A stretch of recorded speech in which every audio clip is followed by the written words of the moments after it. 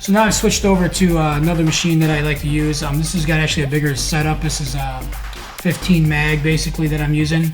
And I'm going to get into the hair now. And a lot of people get freaked out by hair, and I was one of them when I first learned to do portraits or anything like illustrative with females, males, whatever.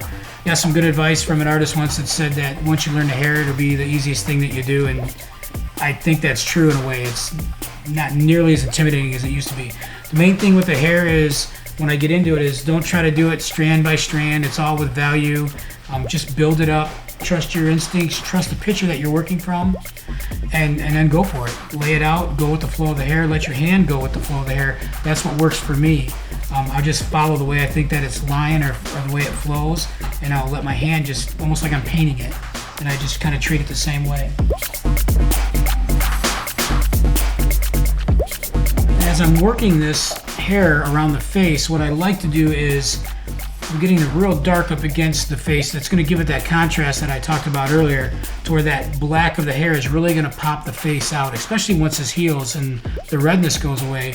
It's really going to stand out, and everything will start to look like layered. It'll have depth to it, and that's very important. Contrast in a black and gray, in any tattoo, but in a black and gray tattoo, is so important, because that's where you get your depth, and that's where it gives it the more realistic look, 3D look, whatever you want to call it.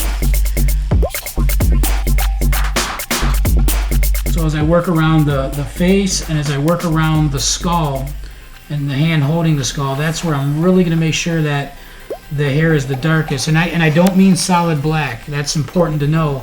It's going to have different shades of black. And a good thing, if there's any beginners out there, doing this, a good thing to do is get yourself a grayscale, like a 9-point grayscale basically, and it gives you everything you need. You can work from that and get your different tones. So you can go from a black to basically a lighter black on all the way up to a very light gray. And if you study something like that, that'll really help you out with your black and gray technique. And then later on, I'll show you how to go in with the liner, as I kind of talked about earlier, really going in with the fine detailing, and we'll go into some of these darkest areas with a liner and hit it with a straight black, and that really gives it a crisp edge to just really clean your tattoo up for you. Another thing that is fine to do is, like, as I'm laying the hair out, a lot of times I'll just go in with a little bit of a lighter wash just to rough in and block in like the flow that I want, the values of the hair. So yeah, I'm thinking that this tattoo would have been a lot easier if it was a bald girl, aka Britney Spears when she shaved her head.